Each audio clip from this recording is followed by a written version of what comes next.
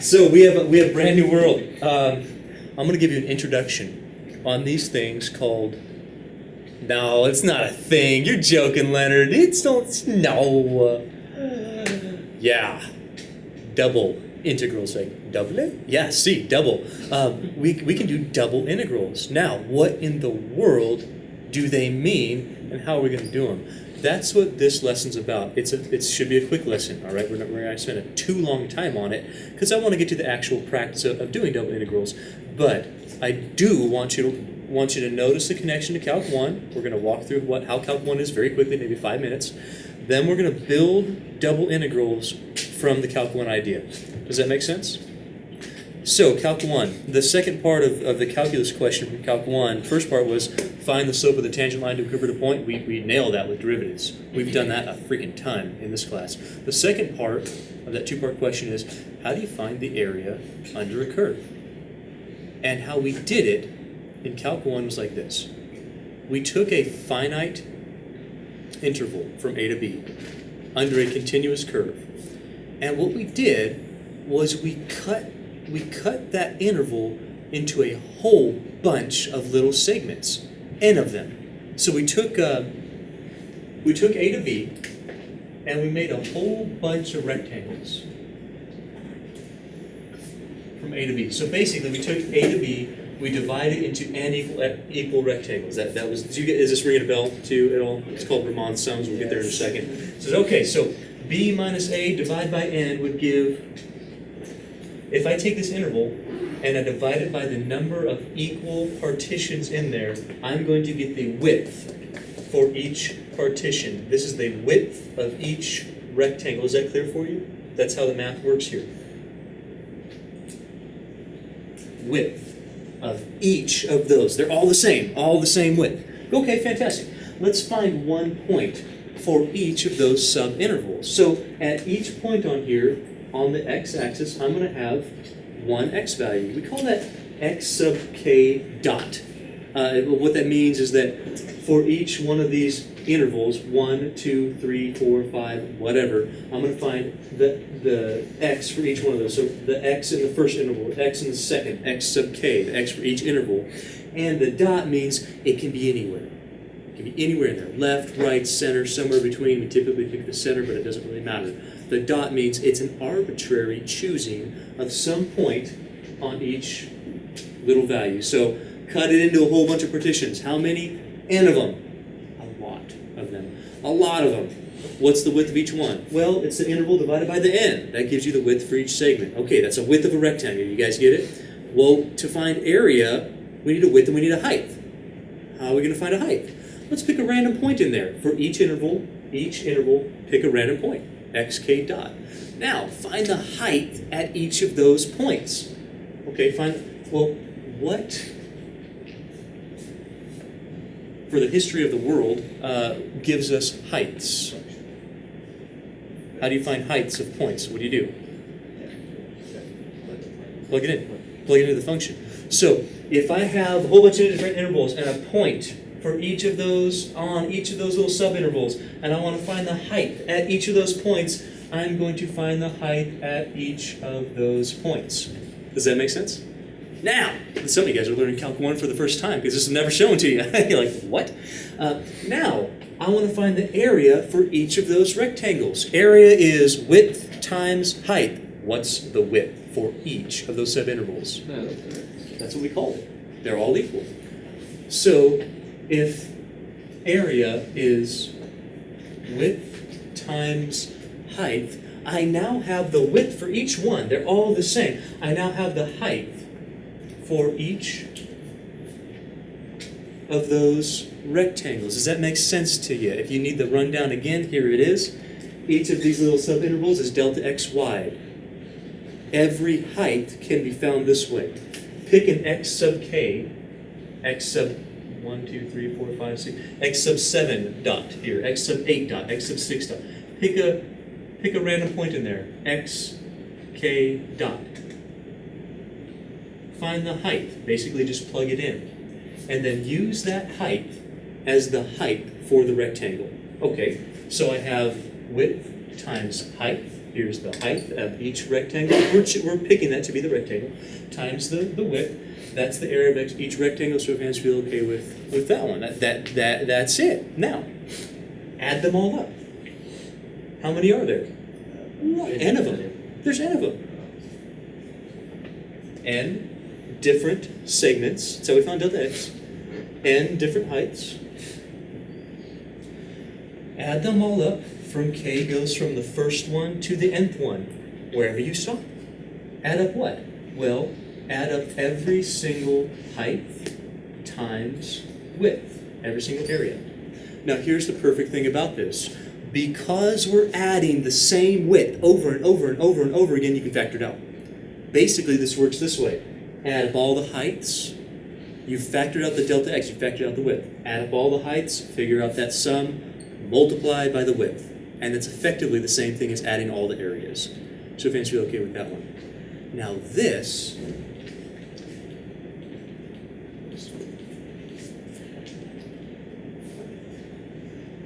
is for sure, if I can spell it, an approximation.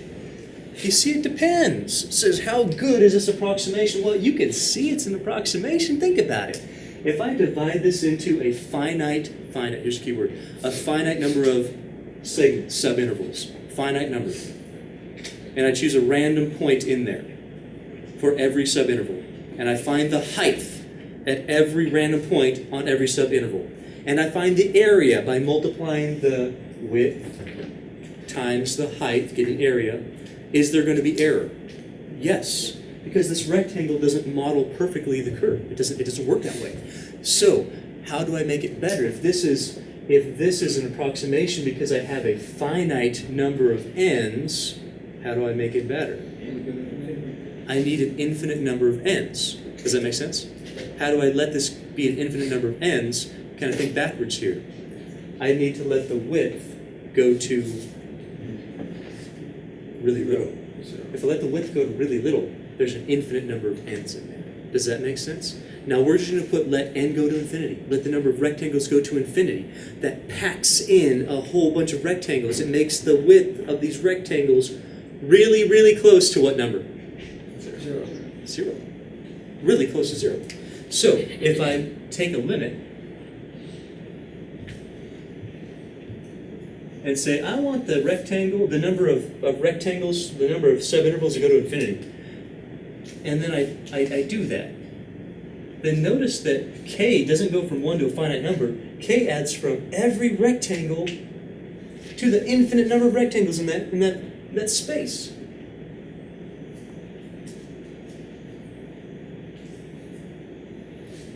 And what we get is no longer an approximation at all. This is exact.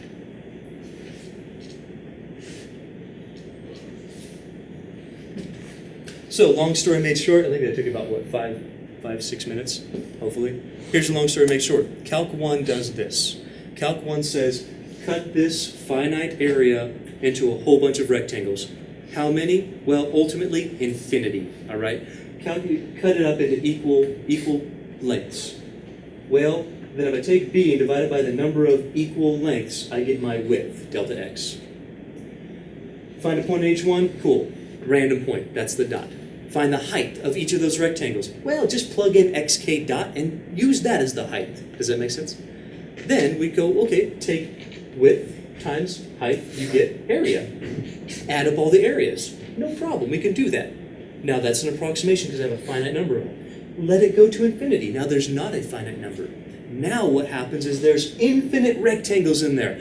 And because you chose your point randomly, doesn't matter where it is, when you take that rectangle and you start squishing it, that random point starts getting squished really tight, right?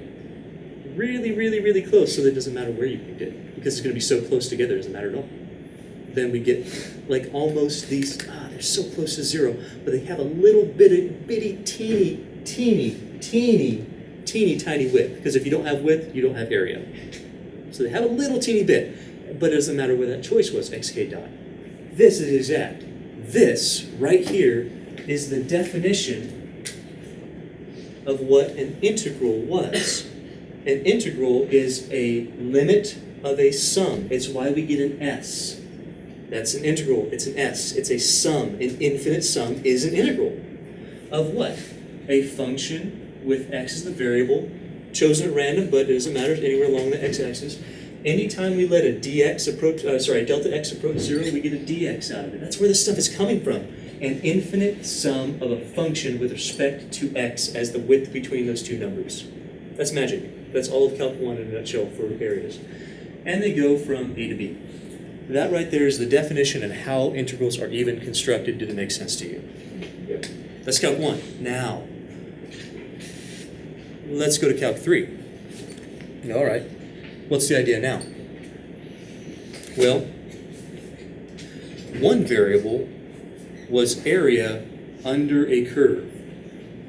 What's two variables going to give you? Can't be area. One variable, area. Two variables extends the dimensions.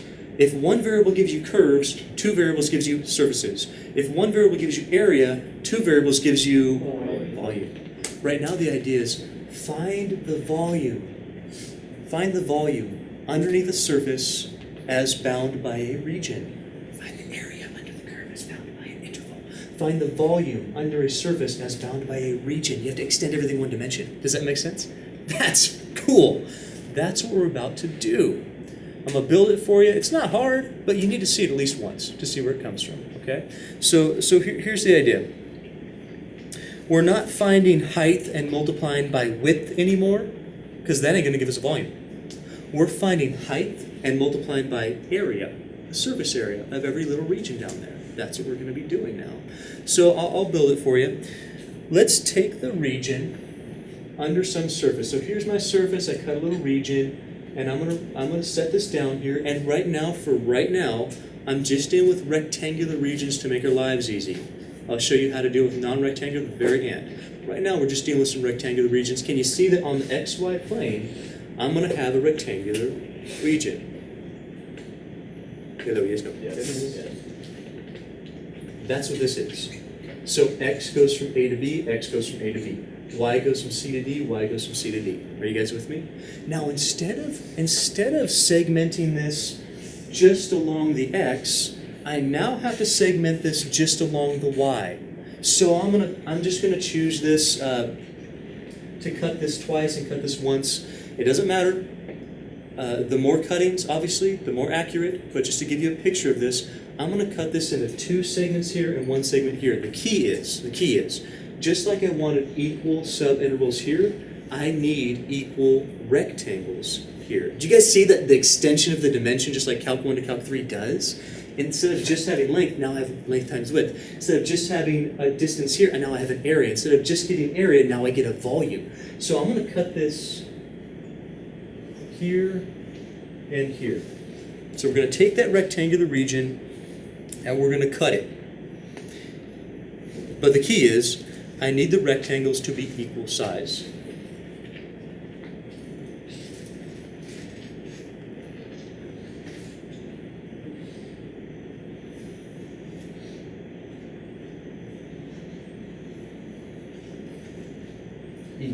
Equal, double equal. Sorry.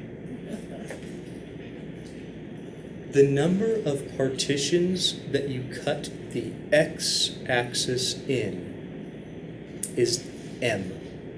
The number of partitions you cut the y-axis in is n. So m represents the number of partitions along the x, n number of partitions along the y. Are you guys okay with the terminology there? Notice how all the rectangles are equal. That's what we want here.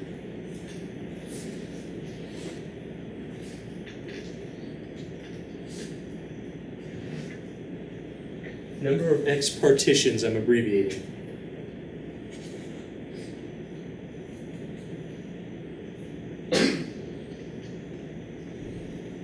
Y, n number of y partitions. Everybody in the room right now, please. What is our n? What's our value of n here?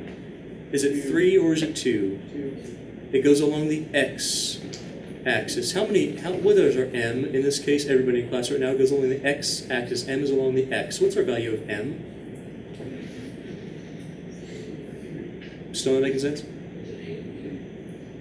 Okay, so so here's our interval from A to B. How many partitions do I have from here to here looking up? How many do I have? Let's count them. Here's 1. Here's 2. Here's 3.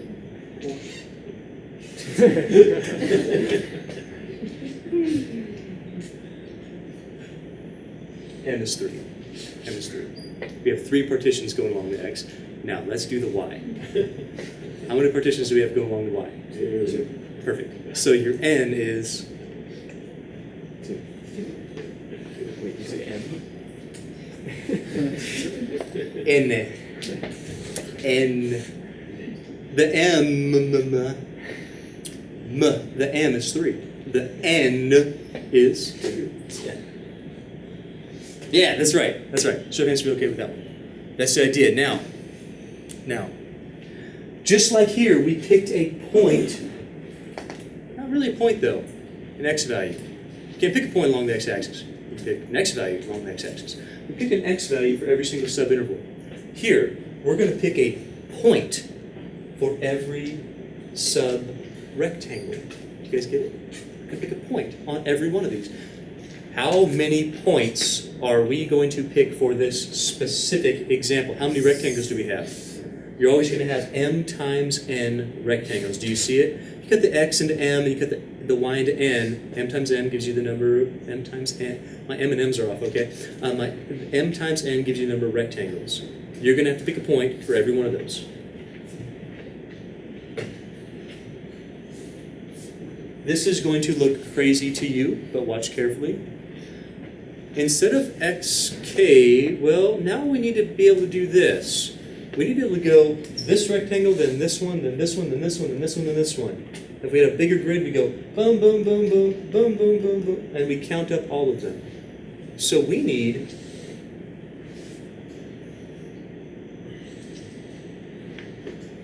x sub ij, y sub ij, dot. Because they got to be able to be arbitrary. Here's what this means. Because it looks really weird, but here's what this means. You would do x, the x coordinate of the first rectangle along the x and along the y, and y of the first rectangle along the x and y. So you count x in the first rectangle and y in the first rectangle. But then you go x in the first rectangle along the x and the second rectangle along the y. So this would be rectangle 1, 1. This would be rectangle 1, 2. This would be rectangle 1, 3. This would be rectangle 1, 4 if we had it. This would be rectangle 2, 1. 2, 2, 2, 3, 2, 4, 3, 1, 3, 2, 3, 3. Do you get it? And for every rectangle, 1, 1, 1, 1, 1, 2, 1, 2. You pick a point. So somewhere in there, some x, y in the first rectangle, 1, 1. Second rectangle, 1, 2. Third, yes. Can the point we pick in the rectangle be on the boundary, or does Yes. it have to be? Typically, we choose corner points or the center point. But it can be anywhere. The dot means we're arbitrary like this. And you can imagine if we let all these rectangles get really, really, really little, it doesn't matter if we pick our point. Makes sense? Doesn't matter, because we're going to do that. So, m times n rectangles, very good. For each rectangle, we find an arbitrary point. So pick a point, no problem. What do you suppose we're going to do now? Well, here, we picked a point, and then what did we do? Come on, what did we do with the point? What did we do with the value, I should say? Plug Plug it in to get a height. Okay, so let's plug it in to get a height.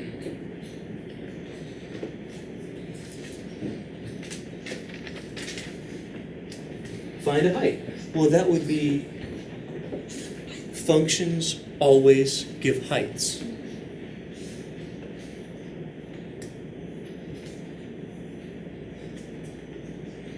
I know the notation's crazy because you're not used to dealing with like double indices, but I do want you to be able to follow it, how we're going rectangle 1, 1, rectangle 1, 2, rectangle 1, rectangle 2, 1, rectangle 2, and every time we're in there, that's all that means, guys.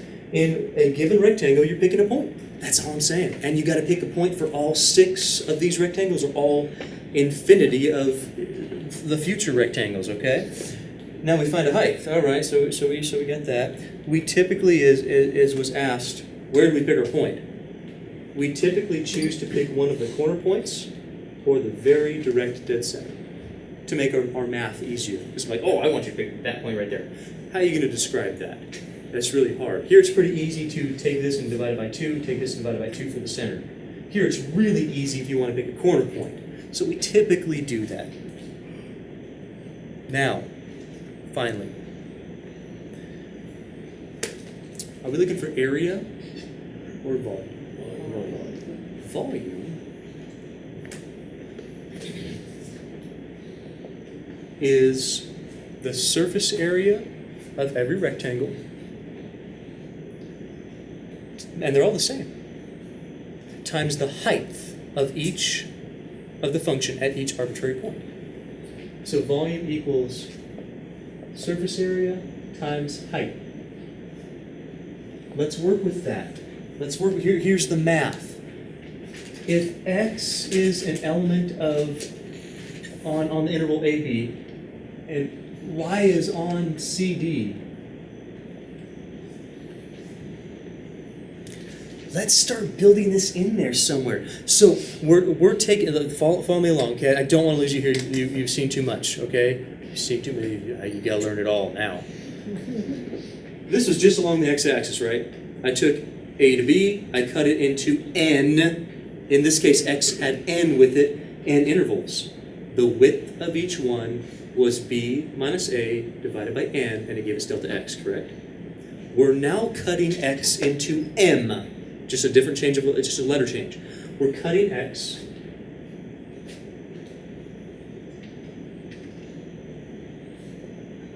the interval of x into m subintervals. So x is still going from A to B. We're still cutting it. Different letter, but we're still cutting it. This is going to give, look carefully, because here's where all the money comes, okay? This is going to give us the width of each rectangle along the x-axis. Does that make sense? That is the width of each, just like this, width of each rectangle along the x-axis. But now we're also cutting y, b minus c, into how many cuttings here for y? How many? Oh, this is going to give us the, if this is the width, then this is the height of each rectangle along the y. You still with me? Are you sure? Okay, so again, the idea, drop it down, rectangular region, cut in a whole bunch of rectangles. How are we going to do it? Well, if you cut it in rectangles, then there's going to be a certain number of segments along the x, a certain number of segments along the y. Cool. The width of each one here is delta x. This is your width. The height of each one, notice they're all the same. The height of each one is delta y. We are almost done. Trust me, almost done. Hey, if your width of a rectangle is delta x and your height of the rectangle is delta y, can you find the area of each rectangle? Boom, how?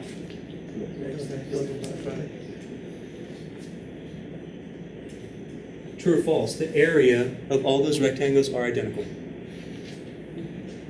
Just like the width here was all identical. The area of each rectangle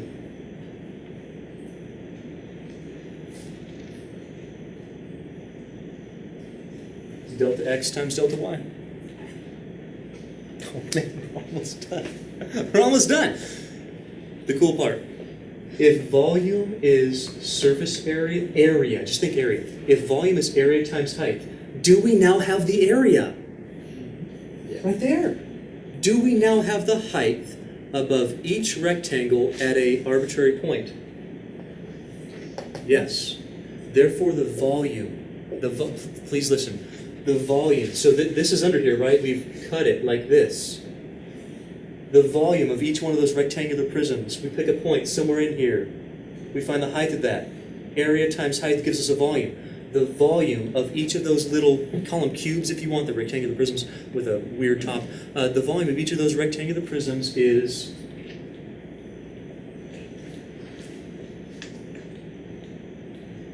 height at an arbitrary point for each rectangle. Get it? Times the surface area of each rectangle. Do you see that's giving you volume? Look at the board. Look. Length, so width times height of the rectangle times the other height. Length times width times height, that's volume. True or false? This is exact. False. That's false. This is the volume, please listen carefully. This is the volume of each rectangle. Just like this right here is the area of each rectangle. How many rectangles do I have? A lot of them. What are we going to do with the area of each rectangle? We're going to add it up. What are we going to do with the volume of each rectangle? What are we going to do? So if I have the volume of each rectangle, then the volume of the entire area under the surface is going to be, let's add them up.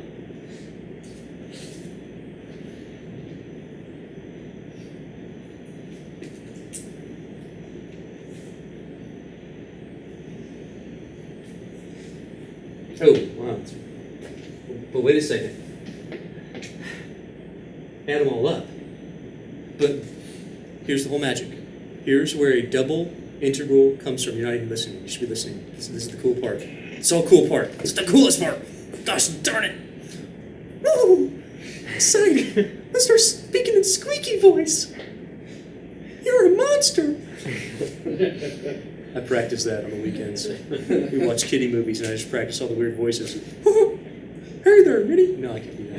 Not very good. Look, if you're adding across two different dimensions, you need two different sums. We need to do this. We need to be able to do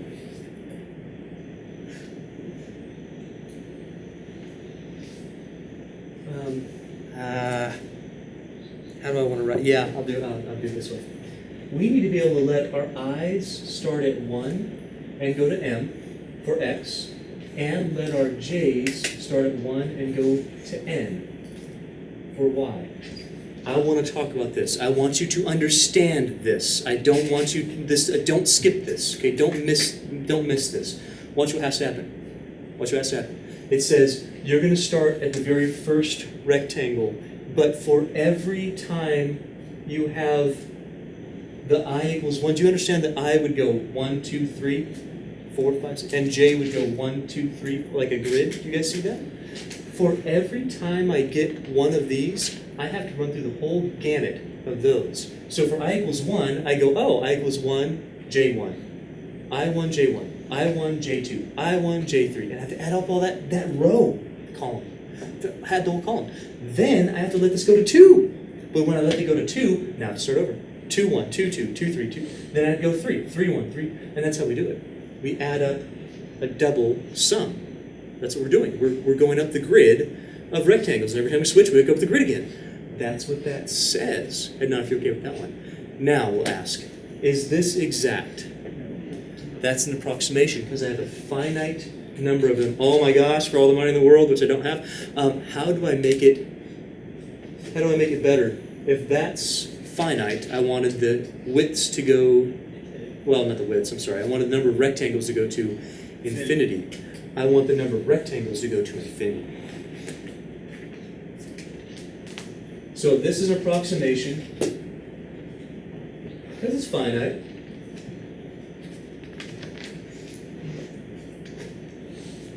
I'm going to do it over here. It's too important for me to squash down there. Nope, that's going to be squashed too. I'm going to have to erase it, but I want to make sure you saw the connection from here to here. You guys see the direct connection.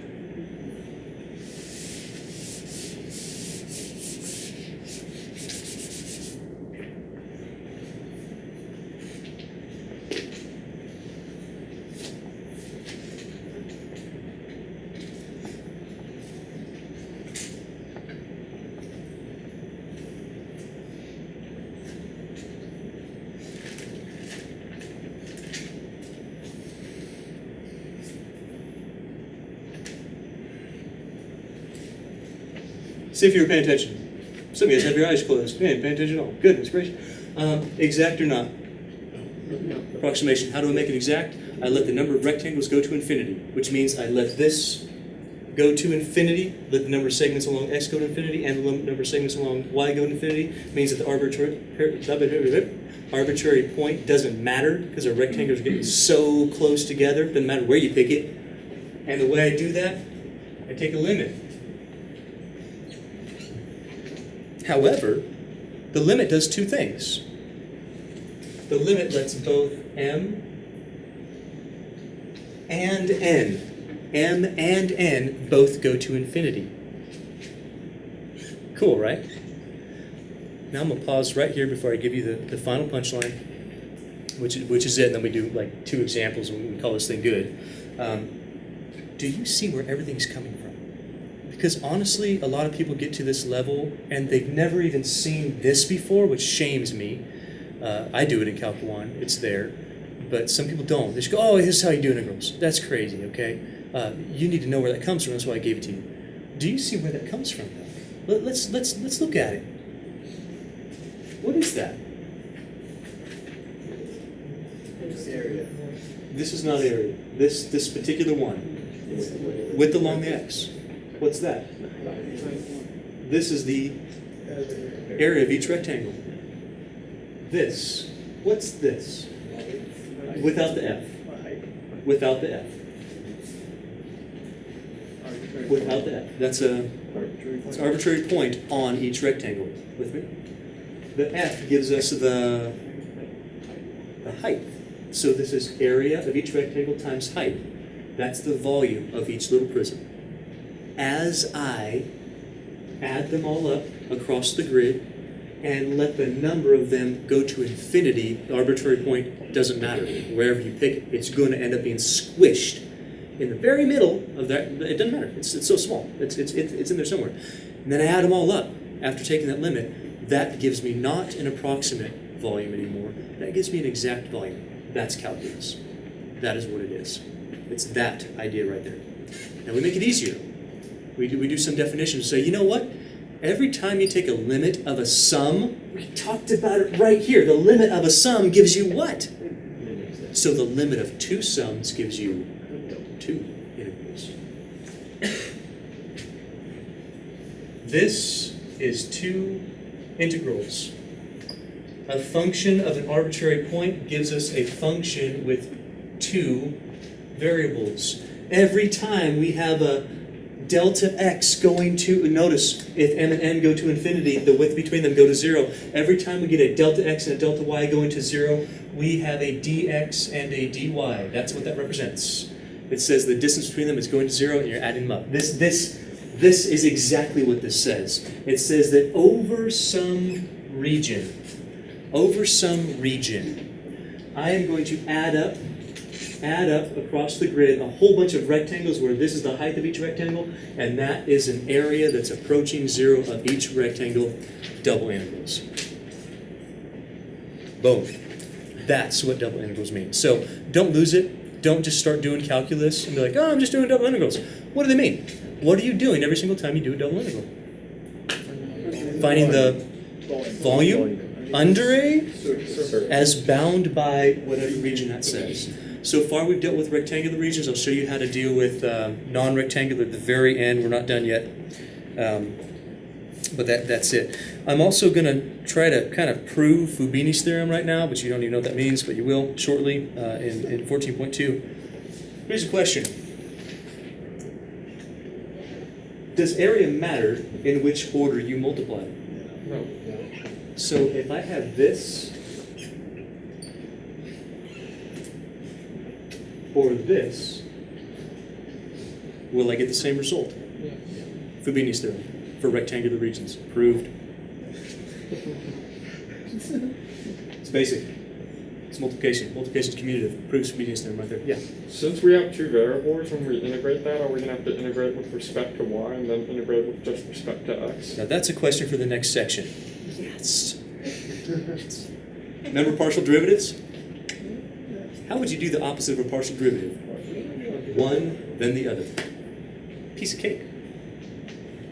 Sort of. But the idea is the same. Ladies and gentlemen, do you understand where double integrals come from at this point? Now, I would be remiss if I didn't give you at least like 2 examples of how to actually do this with the Riemann sum sort of idea. So we're going to do that. That's good. It's going to be fast, Leonard's version of fast. I'm going to show you, well, you'll see. So let's do one example because I want you to at least see it, where it comes from, and see the working of it. Are you guys with me on this? Too bad. You're going to do it anyway. I know. Please. Why? Because I want to. Because this is the good stuff. This is the bright point in your math day. Right here, when we get to practice.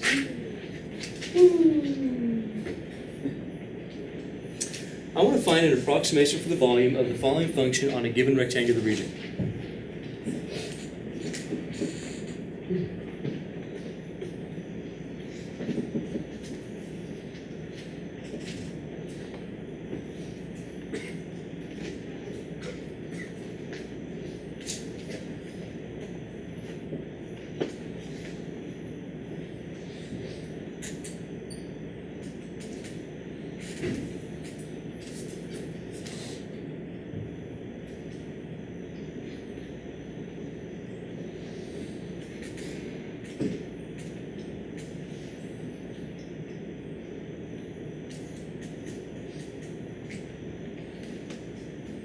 It looks pretty wordy. Trust me, this stuff is really easy because you are literally just plugging in numbers and adding things together. It's really easy. However, just like before, in order to do anything with any, you're not listening now, but you should be. Put this in the back of your head. Anytime you do anything with anything involving a region, just like in 13.8, anything, that means double integrals. That means right here, draw the region. Every single time, draw the region. So we're going to start that right now. Let's draw the region. Notice how x and y create for you this nice rectangular region. X goes from 0 to 1. Y goes from 0 to 2. And we have this semi-rectangular region. It also says this. I want to cut this, and this is why you need to know what M and N means. I want to cut the x-axis into 2 segments, equal segments, and the y-axis into 2 segments, equal segments. We're now creating this. Look. Here's a picture, a bird's eye picture of the xy plane. This surface is over that somewhere. You can tell it's a surface over the xy plane. Now I'm saying, well, look at that surface. It's going to make a cutting on the surface. Find the volume beneath it. How do we do it? Let's cut that region underneath the surface. Let's cut that into some rectangles. How many? 2 each. So 2 cuttings each. Hey, how about this? Look at the board. What's that if I cut this in half? What's that? 0.5. What's this if I cut this in half? I can do it. Just cut it in half. No problem. I could cut it into tenths if I want to, but I'm not that sadistic. So you're welcome. Figure 1 fraction's enough for us. Now the rest of it, it's literally just using some formulas. Literally. So let's find the width of each rectangle. You can tell it's going to be 1/2. The width is 1/2. The height is 1. Do you see it? If you didn't know how to look at the picture and do that, you could do just from delta x. You go, well, delta x says that I'm going to take my x bounds here and divide by the number of cuttings for x. That's 2. You have to get 1/2 as our picture shows us. It's got to be. Delta y says let's take our bounds for y. Let's cut them by the number of cuttings for y. Hey, it's given to you, 2. And that gives you 1. Let's furthermore find the area for every one of those equal rectangles. That's easy.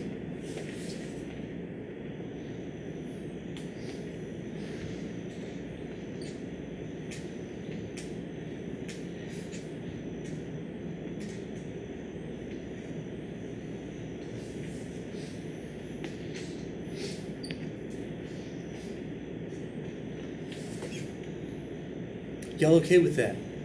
We have a special thing for this. We typically don't call it just A, we call it delta A. Because that area is, if we let it go to a limit, that area is going to shrink to 0 also. If delta x and delta y are both shrinking to approach 0, delta A is going to shrink to approach 0. Does that make sense to you? I know it's new notation, but it doesn't really affect us that much. Now, how many rectangles did this create for you?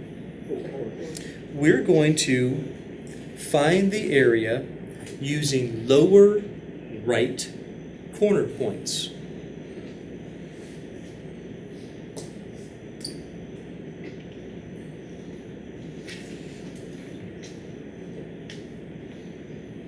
Lower right corner, I guess the others are critical points. Lower right corner points.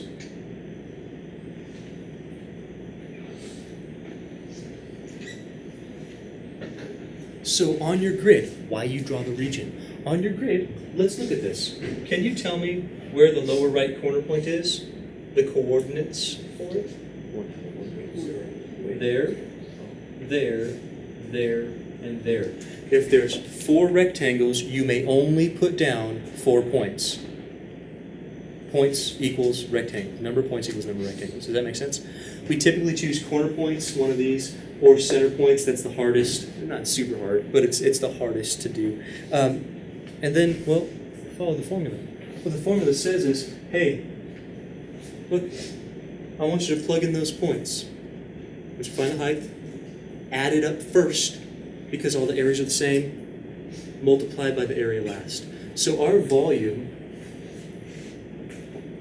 I'm going to put equals because it is an approximation. Our volume is going to look like this. Let's find f of, list out, let's go slowly, but list out my corner points. The first one, is then second one, third one, then fourth one. Can you list out the coordinates for me, please? 1/2. 0. Okay, and then the next one I'm going to plug in is 1/2 0. This coordinate is 1/2 1.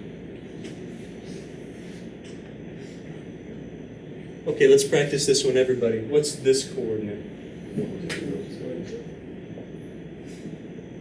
And then lastly, this coordinate?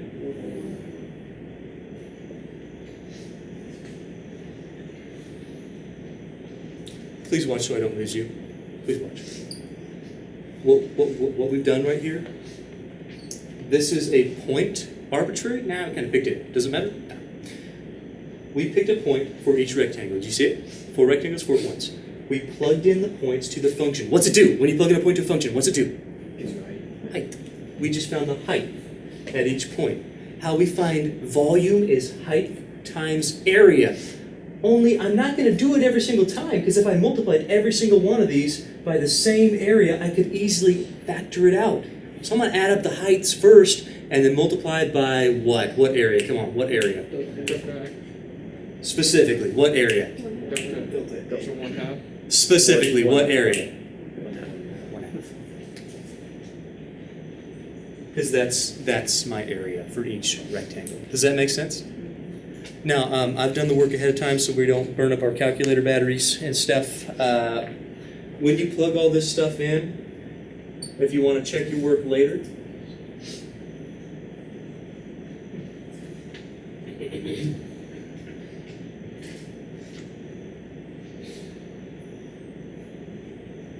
maybe 25 halves. Plug it in later if you want to. All I've done is took this, plug it into the function, and figured out the results. It's just plugging numbers in. I don't want to waste our time doing that, okay? What's it represent? What is that? What's the whole idea of a double integral? What are we doing? Volume under that surface, What the defined region. but only over that rectangular region. Make sense? Is it exact? Not That begs the question. If I change my points, will it change my volume? Absolutely. Because if I change my points, I'm plugging in different values to that function. It will change. As a matter of fact, if you want to try this on your own, if you plug in center points here, here, here, and here, that would be 1/4, 1/2. 3/4, 1/2. 1/4, 1.5. 3/4, 1.5. Do you see it? Plug in those values. The volume is approximated by 49/4. If you want to check your work on that one, try it. Try it later on your own. I don't have time to do it now. Try it later. See if you can plug in center points and get 49/4. It's off a little bit. It'd be off a little bit from that. It's not the same. It's close, but it's not the same. This is 50/4. Center points gives you 49/4. Slightly different. Try it. Am I making sense? Yes. Kind of cool? Yes.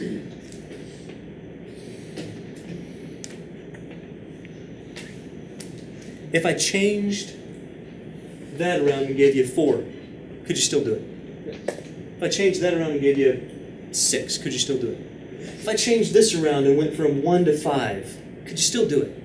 The picture looks a little different. You have a different number of rectangles. Here you have 4 rectangles, 2 times 2. If I gave you 4 and 6, you have 10 rectangles. That's 10 points to plug in. But the idea remains exactly the same. I don't want to do another example because they remain exactly the same. If I tell you to choose lower left corner points or upper left corner points or upper right or center points, do you feel like you could do the work on it? Because actually I just wanted to get down to here and do one to show it. I'm going to show you one more thing and I'm going to answer any questions after that, okay? So this also you guys probably have the question in your head. Are all regions rectangular? Yes. Okay, can you draw me a region that's not rectangular? Yeah. I can. No.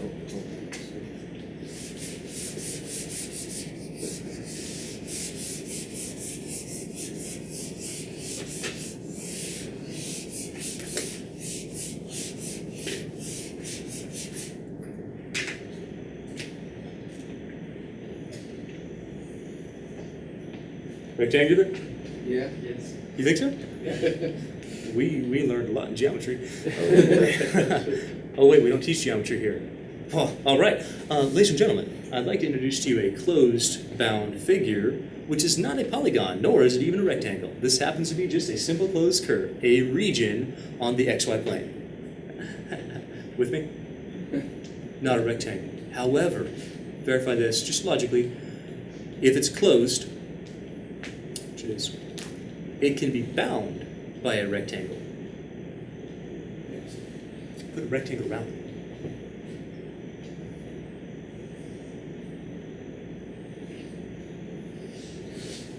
I try my best to do a big rectangle. It can be bound by a rectangle. We make it as close as possible. We try to contain it on the edges. I just got a little sloppy here, just to show you something here. And then we go, okay, let's take the rectangular region that has bound this non-rectangular region, and let's cut it up into some rectangles. Equal sized rectangles.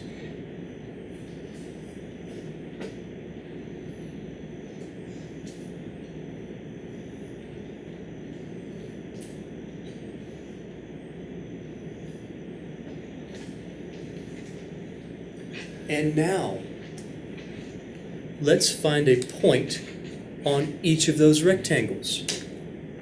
I'm going to choose center points just for funsies to show you some stuff.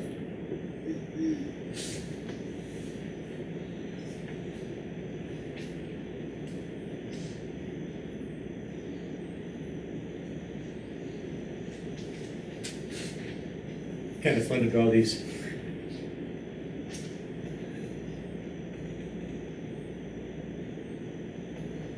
Here's the idea. Here's the idea. Even if it's not rectangular, we can put a rectangle around it, correct? Now here's the magic of it. Could you still, given this rectangle on this grid that you have, could you still plug in these points from that rectangle? I'm going to have coordinates for those points, yeah? So could I still find the height of the function above that point? So here's the whole deal. If, even though this goes outside of some rectangles, if the point you're evaluating is in the region or on the boundary, you include it. If it's not, then you don't. So, would we include this region, or this rectangle's volume in the sum? How about this one? How about this one? This one? This one? is the dot in the region? This one. This one. This one? No. This one. No. Yes, yes, yes, yes, yes. Yes. Yes, on the boundary counts. No. Yes, yes, yes, yes, yes. Yes. Yes. Yes, yes, yes, yes, yes. No. No, no, no. No. Yes. No. Yeah. That's how we get around the fact that we don't have rectangular regions. We make them bounded by a rectangle, and then if you can imagine this, we're going to have an infinite number of rectangles in there, right? Infinite number of rectangles means those boundaries are all going to be center points. Every point is going to be some center point of a rectangle. They're all going to be included, everything. And then if there's an infinite number of them, we add them all up. That's a volume of a surface over a non-rectangular region. It's exactly the same. It's the same. You can see it. You can see the same thing. You're just taking all the rectangles. They're still rectangles, guys. Still rectangles. You still add them up across the big old grid. It's just if the points you choose aren't in there, you don't include them. Well, that doesn't matter because if I take infinite number of them, all the points are going to be included. That's the point. Also, I'll prove Fubini's theorem for general regions. You ready for it? Does it matter if I add them up this way or if I multiply? Does it matter? No. Switch them around for non-rectangular. There, prove Fubini's theorem. Twofold. What? Is this stuff cool or what? Yeah. I think it's cool. Oh yeah, and we're done. So that's good.